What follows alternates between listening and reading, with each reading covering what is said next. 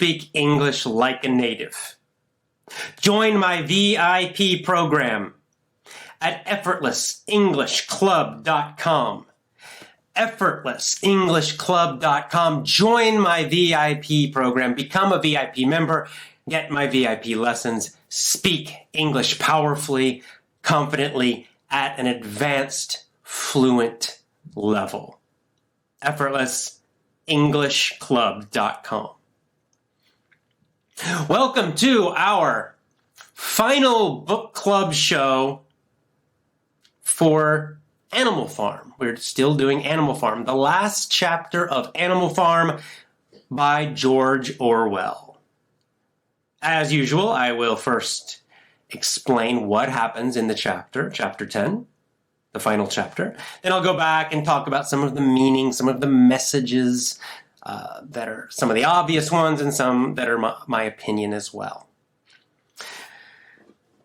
Now, we are also live on Facebook, so Facebook guys, hello. As I was telling the Facebook audience just before I started, this chapter is a little more calm. Chapter 9 was really the climax, the top of the action, the most emotional chapter.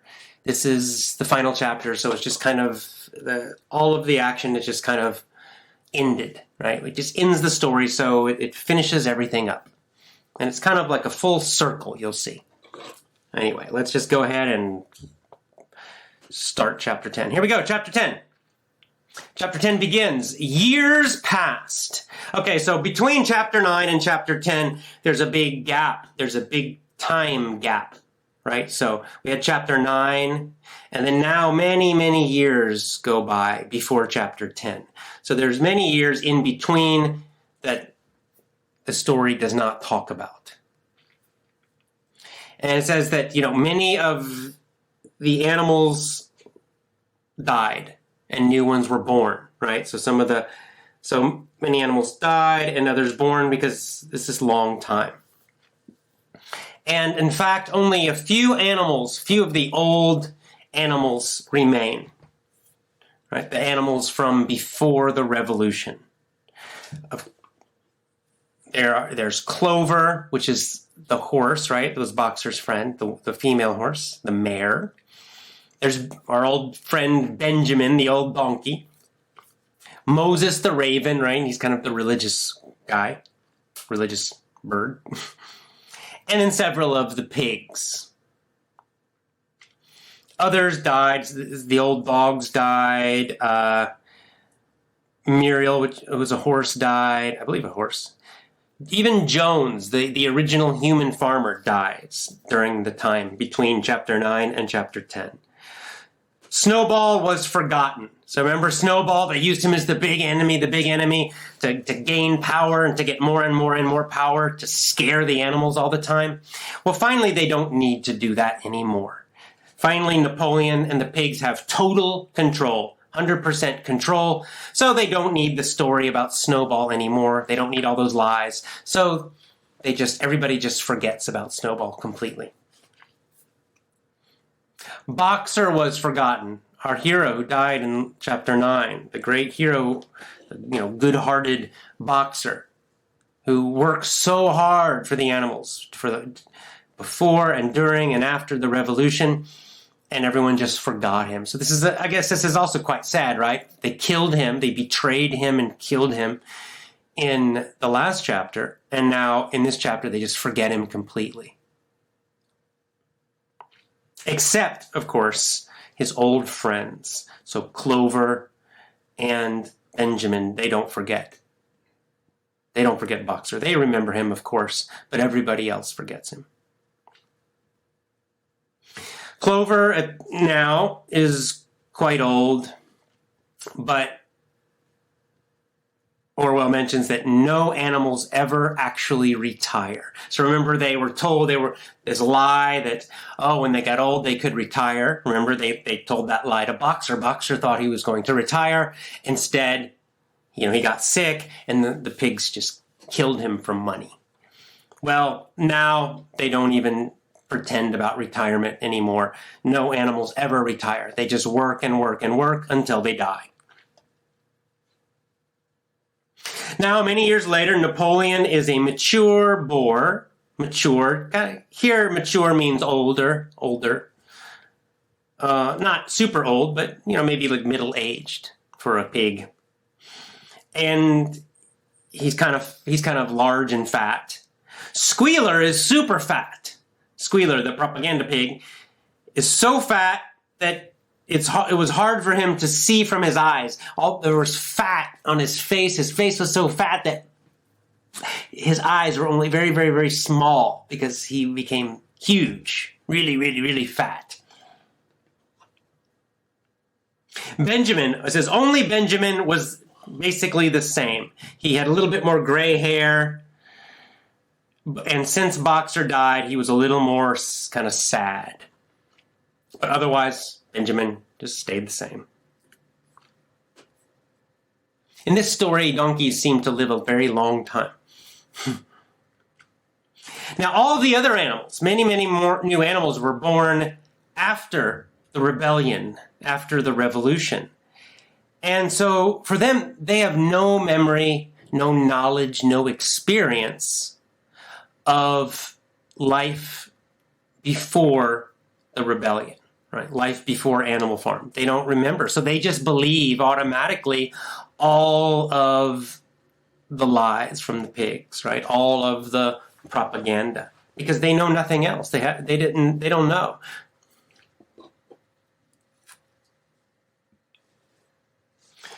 And Orwell says they, meaning all the other animals now, accept everything they're told about the rebellion, the revolution, and animalism, right? Their philosophy. They didn't really understand what they're told so much, it says, but they just mindlessly accept everything, right? Because they have no life experience outside of Animal Farm. So now, because they're born and they grow up inside of Animal Farm, they're educated inside of Animal Farm from babies. They just believe everything automatically. So now, again, you see the pigs have total control. Next, we find out that the farm is actually doing better now, right? That it's more organized. They finally finished the windmill. Okay, it took them many years, but they finally finished the windmill, but they do not use the windmill for electricity. Remember, that was Snowball's dream, to use the windmill to make electricity and to make this wonderful life for all of the animals. So the animals would not have to work so hard. The animals could have an easier life. Everything would be easier for them. They could have machines to do most of the work. But they don't do that. They just use the windmill to grind. It's called milling. Milling is a verb, and it means to grind up, to get stones. You put the corn in between the stones, and you crush it, you grind it, you rub it with stones, and this makes it into a powder, it's called flour, right? Like corn flour. So that's how they use the windmill, and they sell it, and they make a big profit, so they make money from it. They, meaning, of course, the pigs. But, of course, the animals have to do all the work. The other animals do all the work. The pigs and the dogs do no work. And Napoleon, he tells everybody, we don't need the electricity. It's much better for everyone to work hard. It's good to be hardworking. So the farm gets richer in general, right? The farm starts making money. They start selling stuff more. The farm is doing better finally. But the animals themselves, don't get richer. So it says the farm got richer, but the animals themselves do not get richer, except the pigs and the dogs. So what's happening, of course, right? So the animals work hard. They made the windmill. They're starting to make money, but all this money is not being shared. Only the pigs and the dogs benefit, mostly the pigs. But they need the dogs because the dogs are like basically the military or the police, right? The dogs are the killers. So they need the pigs need the dogs to scare everybody. But the pigs are at the top. The dogs are second. So the pigs and the dogs are getting all of the benefit. All the other animals get no benefit from the extra money. All the other animals are still living very, very tough, difficult lives. All right. In fact, it says most of the animals are generally hungry, meaning usually hungry.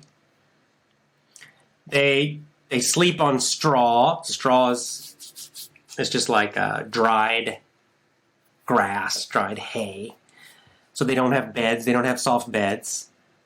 They work really, really hard. They're cold in the winter and hot in the summer, and flies are always bothering them in the summer. So basically their lives are really difficult. All the other animals, not the pigs. The pigs and the dogs have luxury. They're living wonderful lives. But all the animals, most of the animals, are actually doing very badly. And now, because most of the animals were born after the revolution,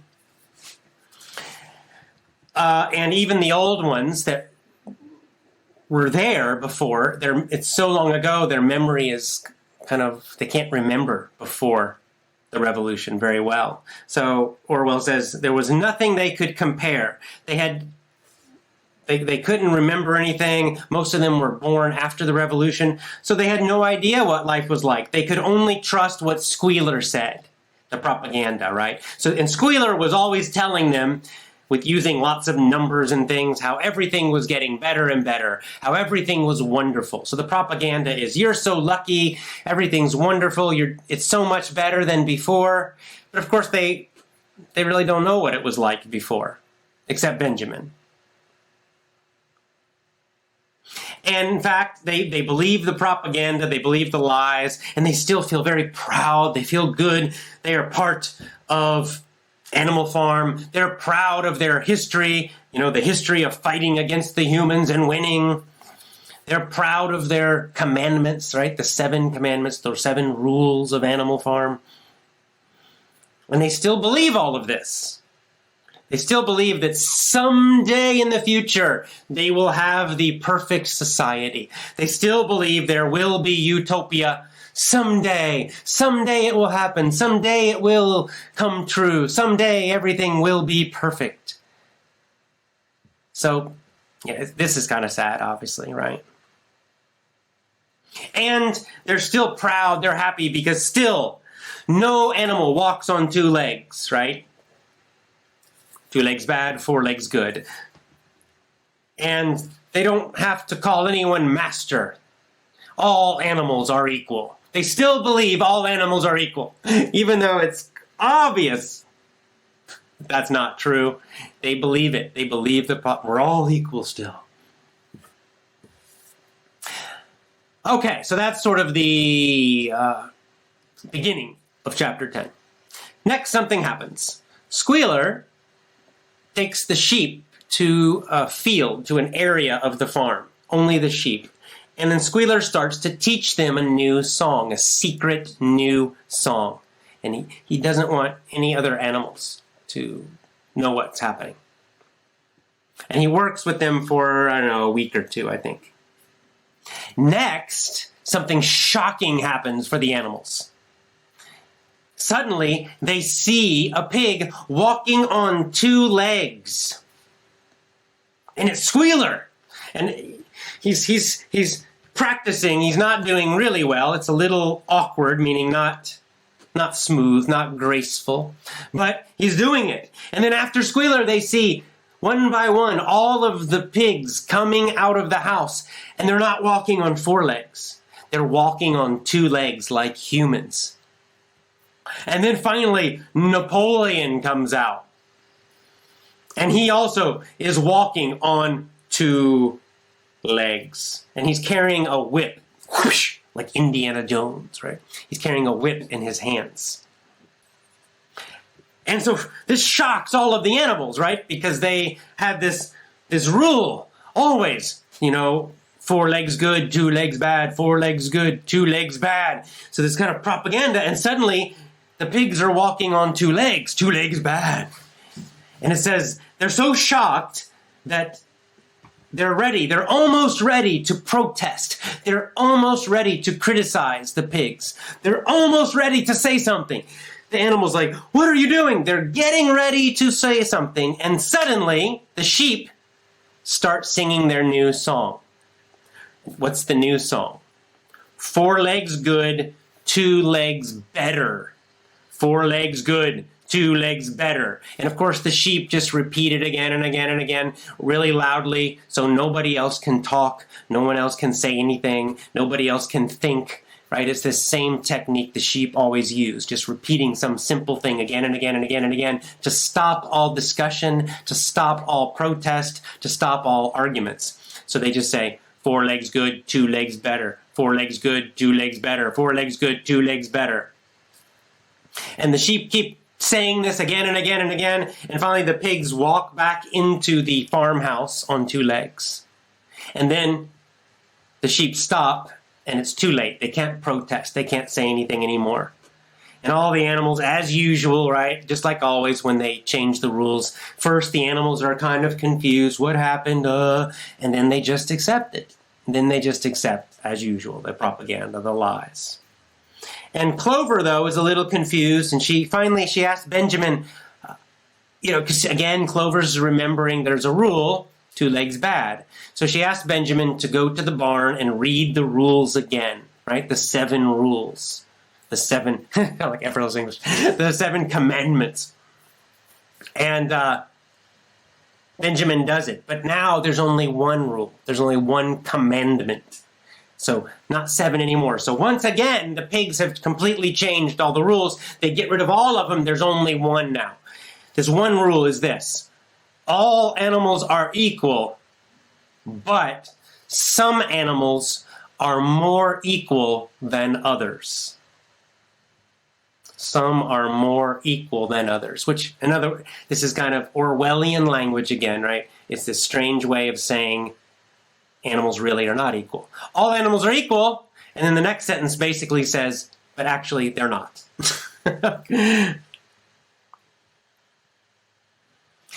And after that, they all accept as usual. They're not, at this time now they're completely brainwashed. They're mind controlled completely, except Benjamin. But Benjamin's he's not going to say anything because he knows he'll be killed if he says anything. So he stays quiet as usual. And after this, the pigs always walk around on 2 legs, and all the pigs carry whips. Whoosh.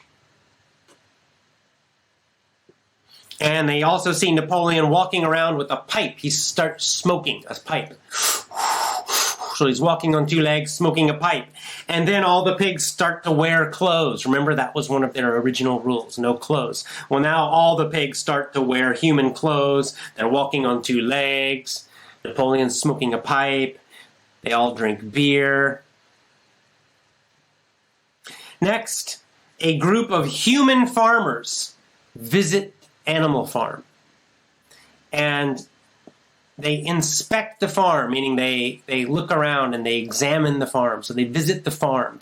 The pigs show them all around the farm, like a tour. They give them a tour of the farm.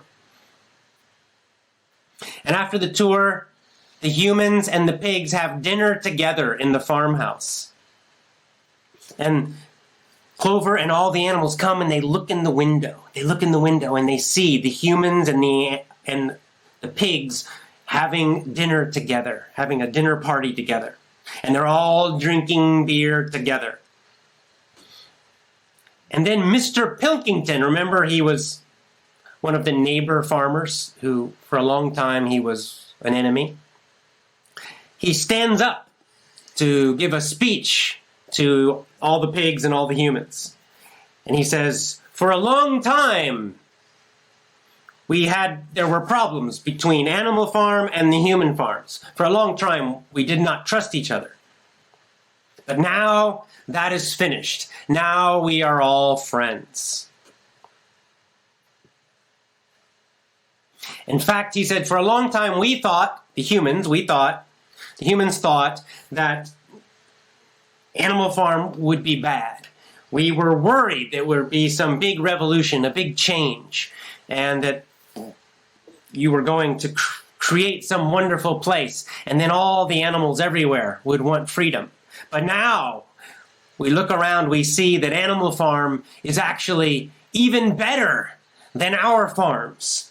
He says, on Animal Farm, your lower animals, right, meaning all the animals except the pigs and the dogs, they do more work and they get less food than ours. So he's saying that the animals on Animal Farm are paid less, they get less food, and they work more. So they're treated more badly. In fact, Mr. Pilkington says, we are going to use some of your methods. Some of your methods of control are fantastic. You are doing a better job controlling the animals than we, the humans, are. So we are going to learn from you. So he's complimenting Napoleon and the pigs, saying, you're doing a great job of using all the animals. He congratulates the pigs for feeding their animals, their workers, much less, for making them work longer and harder, and for not giving them comfort, for not giving them lots of extra things, for giving them a hard life. And then he sits down. And the next Napoleon stands up, and he gives a short speech. And he says that, there's no need to be suspicious. And in fact, he agrees with everything Mr. Pilkington says. We agree. He says, but there's one mistake you made, Mr. Pilkington. There's one mistake. We are changing the name. We are not Animal Farm anymore. We are going back. We are going to use the original name of Manor Farm. Remember, that's the name that Mr. Jones used, Manor Farm. That was the old name. Well, now Napoleon has decided to go back to using the old name. So Animal Farm, no more. He says, from now, we will always use Manor Farm. And we will change the flag. The flag used to have like a footprint, a hoof print from like a horse. Now the flag will be just plain green, only green. Then they all, say, yay! And they have a toast and they, cheers, and they all drink their beer. They're really happy. And all the animals are looking in the window, and they're kind of amazed and confused, and they're looking closely at the pigs, and something has changed. They're not sure, they're confused. What's changed? There's something strange happening.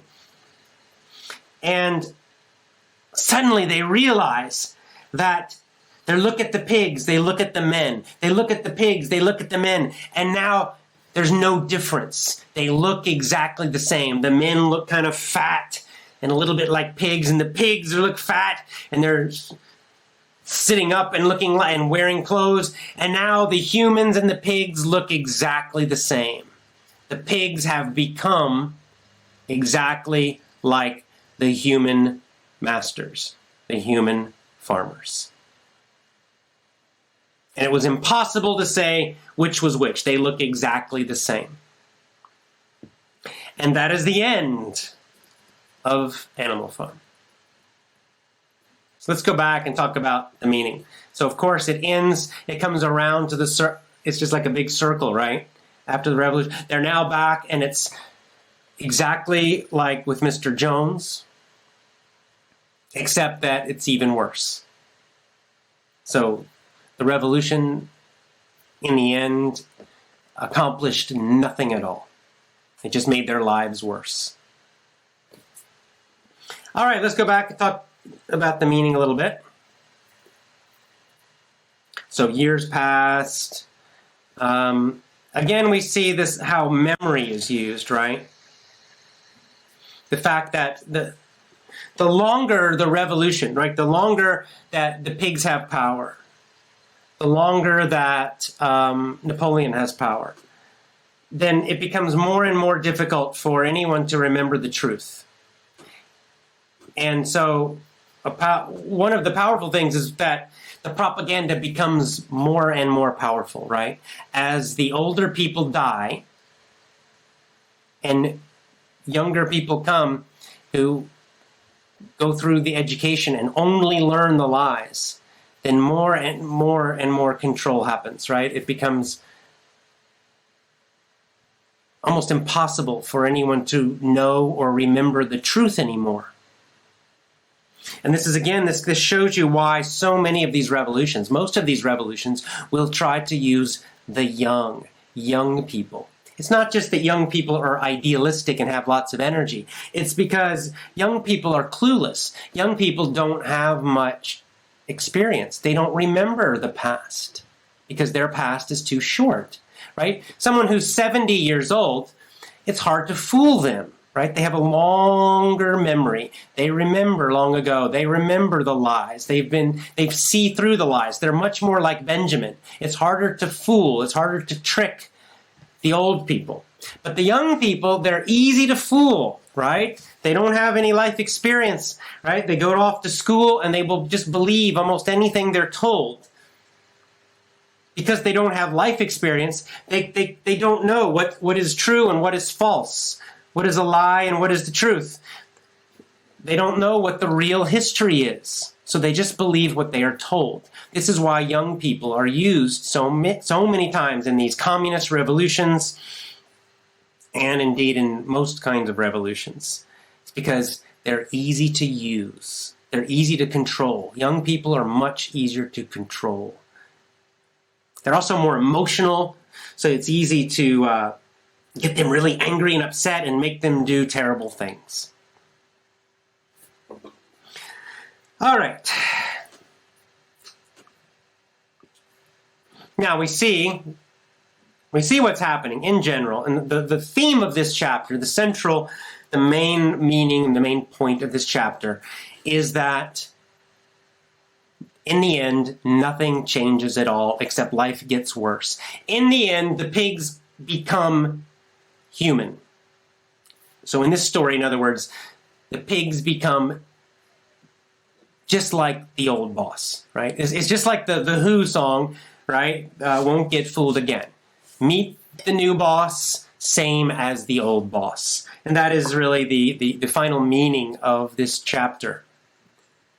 The new boss, the pigs, Napoleon, just as bad, in fact, even worse than the old boss, Mr. Jones. So in the end, after all of this murder, all of this killing, all of the lies, all of the battles, all of it, what happens in the end? Nothing. Just lots of blood and death. And in the end, the poor animals still under the control of a few at the top. Still being worked to death. In fact, being worked even harder for even less food.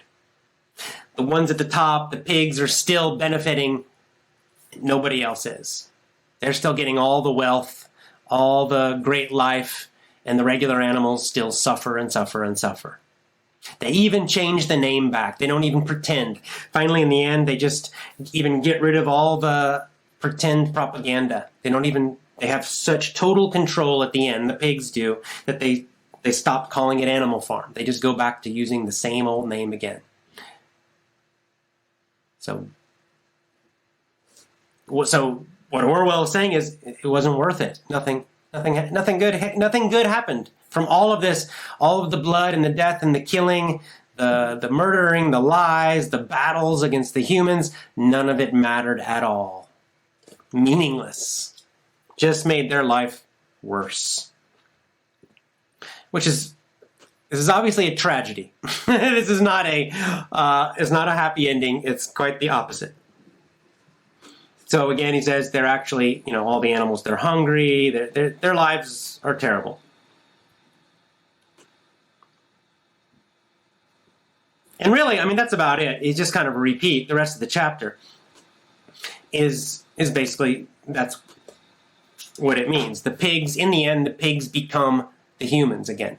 And of course, in this story, the humans are, the elite, the top.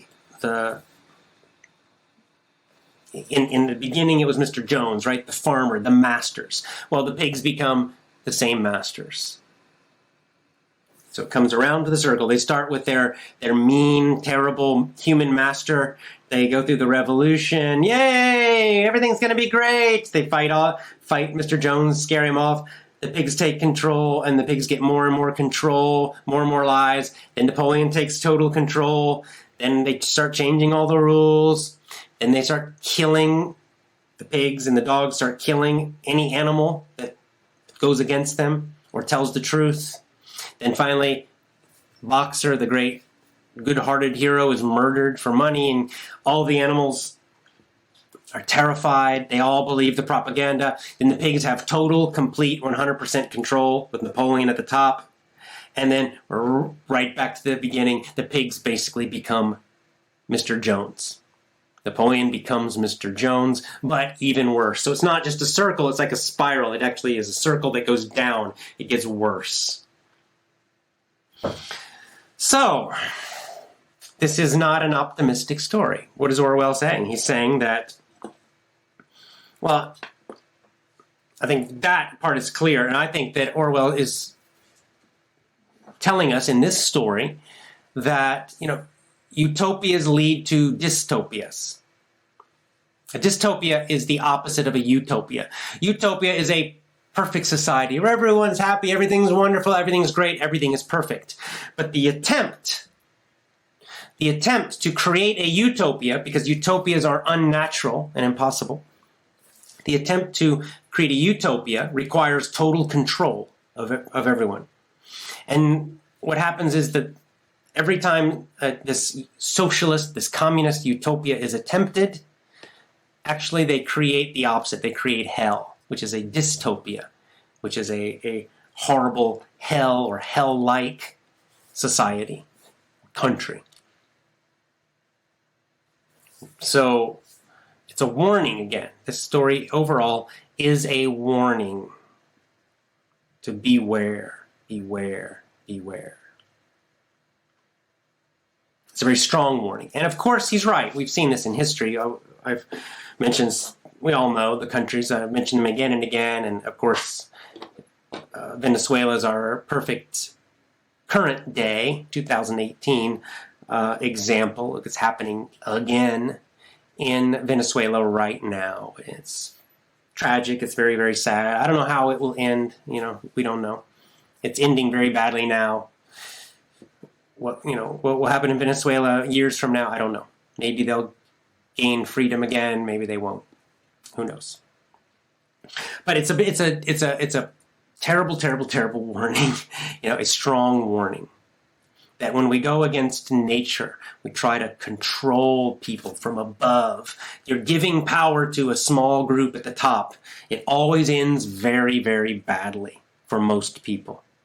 Right? Because this is, it's the phrase, it's a very famous phrase in English, power corrupts. Power corrupts. And then the second part of that idiom is absolute power corrupts absolutely, meaning total power corrupts totally. Right? Corrupt means to make someone evil. Right? And what this phrase means, this saying, this idiom means, is that even a good person, even a person who generally is good, if you give them too much power over other people, we mean power over others, power to control people. Even if they start with a good idea in their mind to help, if you give them too much power over others, the power will start to corrupt them, meaning the power will start to make them evil, because there is controlling other people is basically evil, right? And then as you get that control, you're not God. The other way of saying this is that no one can be God. Humans cannot be God. And if a human being is given that God-like power over other people, that human being will not become like God. Instead, will become a devil. Right? And this is the warning. So that power itself, the power to control others, is dangerous and ultimately, finally, evil. And therefore, his warning is that we must not allow any person or group to have too much power, to get too much power over others. That is dangerous. It doesn't matter what the system is. It doesn't matter what their philosophy is. It doesn't matter even if they start by being good. They start by saying good things. Because what we see this in history again and again. He's totally right about this. We have seen it again and again in history that even people who seem to be good, when they gain power, the power over other people, where they can just say something and people get killed or put in jail or whatever, right? When they get this power, they start to become evil. They start to use it for themselves. They become more and more selfish because humans are naturally selfish, and some selfishness is okay. You know, in your own life, maybe you need it a little bit to survive, to succeed. So it's not so bad. The only problem is if you have too much power, then you can hurt people. And if you gain a lot of power, like Napoleon in this story, then people start being killed. Large numbers of people get killed. Large numbers of people get hurt. It's not good. So I don't know. There's not a positive message in this. He gives us no solution. This is perhaps I don't know if you want to say a weak point, but it's maybe one of the sad or depressing things about Animal Farm is that, and also 1984, is that Orwell gives us no solutions. So maybe this would be my, I don't know if criticism is quite word, but one of my comments about Orwell is that Orwell did not give us any solutions. He did a very good job of describing the problems and the techniques. A very good job with Animal Farm and 1984. But then the next question is, what can we do? Orwell doesn't, there's no answer from Orwell. We don't, he didn't know. I'm guessing he didn't know. What would my answer be? I don't know, because I can't solve all of the problems of humanity. It's dangerous for anyone to try to do that. I think in a very, very general solution is that we have to divide up power. Humans are always trying to get more power, right? At least some humans. We look at history, we can see there are always certain humans that want more power. So the best we can do, I think the best answer maybe was what the original American revolutionaries, their idea. Now, their idea did not work forever, but their idea, I think, was basically good, which is to try to divide up the power so that prevent one group or one organization or one person from getting all of the power. So you divide the power among different groups, and each group will kind of balance the other group and prevent the others from getting too much power. This is the idea of the American Constitution. Now, unfortunately, the American revolutionaries, George Washington, Benjamin Franklin, and Thomas Jefferson, all those guys, they couldn't see into the future. They missed some important things. One big thing they missed was the power of the banks and corporations. They completely missed it. They didn't see it. It was probably one of their big mistakes. They also probably could not predict or understand or see the power that technology would bring, of especially media, television, radio, internet, that incredible power of technology to spread propaganda and lies and control people's minds, and also education. Because at their time, there weren't public schools.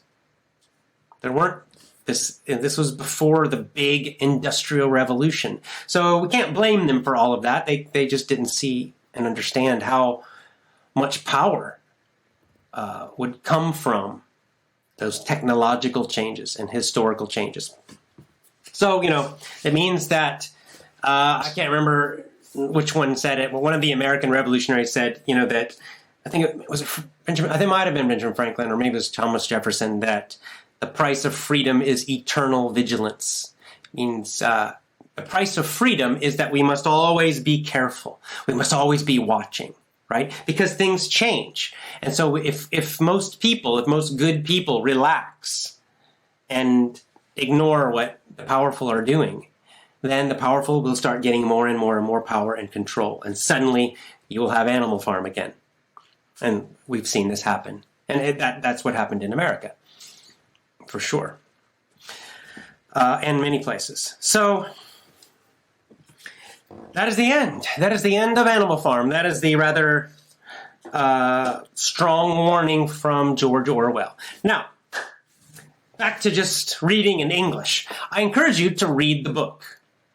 Go back and read the book. Now you know the whole story. You have my kind of easy version explaining the basic story. You have my explanation of, the basic ideas and meaning and some of my opinions about it also. So now you're ready. Get the book, especially get the ebook, get the original book by George Orwell, Animal Farm. Try to read it yourself. Use an ebook. You can, when you find, you'll see a lot of new vocabulary probably in the real one, the original book. So just tap it, on an e-reader, you can just tap a word you don't know and you'll see the meaning. It'll pop up from the dictionary. And then just keep reading. Just do your best. It's okay if you don't understand it 100%. Not necessary. You could also try getting the audio book of Animal Farm. And you could listen to it as well. So I hope you'll use these shows, this book club, to go and actually read the book. And that's one of the main reasons I did this. I wanted to share the ideas with you, but I also want to encourage you to read the book in English. You can do it now. You can do it. All right, well, thank you so much. I hope you have enjoyed this book club, all of the chapters 1 through 10 of Animal Farm. Great job for finishing all of it. You just did an entire book in English, Animal Farm by George Orwell. I'll be taking a couple of weeks break from the Effortless English show. I have some things I need to do with Effortless English and also in my personal life. And then we'll come back and I'll choose another book. We'll do it again. Thanks so much for joining me. Lots of love to you. Mwah. Bye, and I'll see you next time.